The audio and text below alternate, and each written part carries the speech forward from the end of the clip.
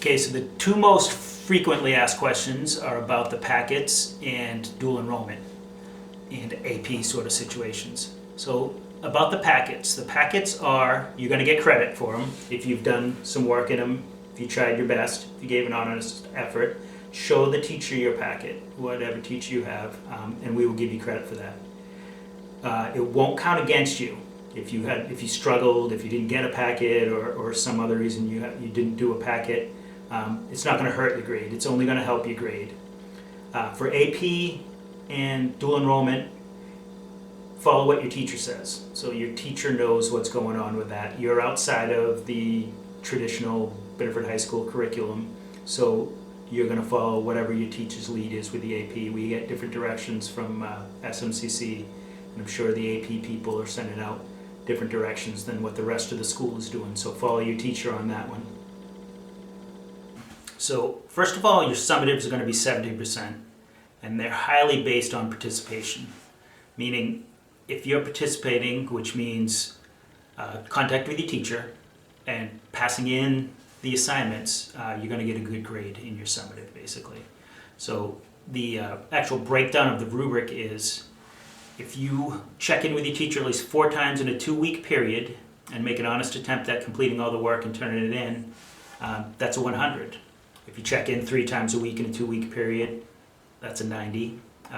Check in 2 times, it's an 80, and check in 1 time, it's a 70. And keep in mind, of course, that while we're doing this, is you're also handing in the assigned work. Ways to check in are through a Zoom meeting, through Google Hangouts, through Google Classrooms, email, and actually just the handing in of the paper is actually making contact too. So if you were to hand in a paper, in Google Classroom, you upload your paper and we go back and forth on it and have contact over that paper, that's contact also.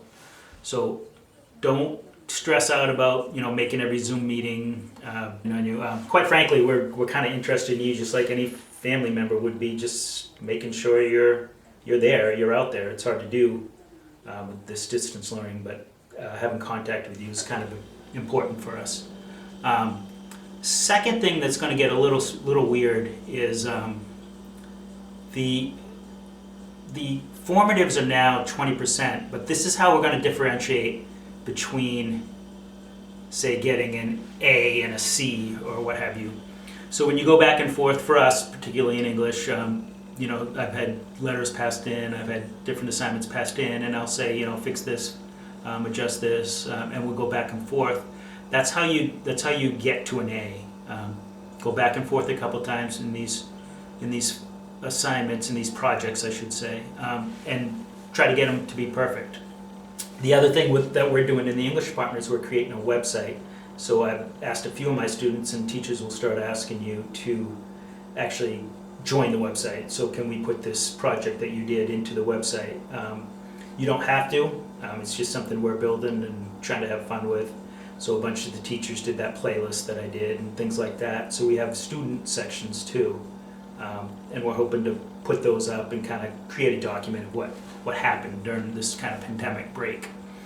For the midterm and finals, we couldn't go back and undo, of course, the midterm that we took as the English department. So that 10% is still in there. We're not looking to do final exams if we're in this situation we're in right now. If we're coming back to school, then that's a thought. We gotta look at that when we get there. But right now, we're not going to do finals in this situation. Due dates are really loose, so go back and forth.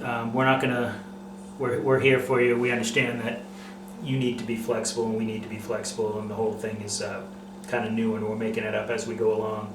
So we'll take any distance learning work, no matter what day you do it. No penalties for late work. You can redo any formative distance learning as you go along. Recovery of assessments occurring prior to the start of distance learning is up to the teacher. So if you were in the middle of an assessment or you needed to make one up from before we left in March, check with your teacher. participation scoring can't be made up. So if you're not making contact with us in these 2-week time frames, we can't make that up. Those grades will be your final grades, but the formatives are variable, meaning you can go back and forth on those for quite a while. Semester electives are up to the teacher. We have the pass-fail option. Have a conversation with your teacher about it, how you feel. And these courses will have distance learning in front of them, and you can retake them next year. I know, like in, say, my video production course, we just don't have the cameras, the kids don't have the software, all of that stuff, so they can retake that next year. We didn't even get to the point where we were pulling cameras out and actually shooting videos, so I would like to see that whole class retake it if they could, except for the seniors, of course, who I hope have other things to do. Other than that, just make sure that if you know somebody, or if you personally don't have a computer, meaning a Chromebook or something like that, contact Mr. Sorois. We have Chromebooks for you. Any sort of technology, and there's also hotspots. I was passing out hotspots and Chromebooks one day. There was a bunch of them. So the hotspot will give you access to the internet.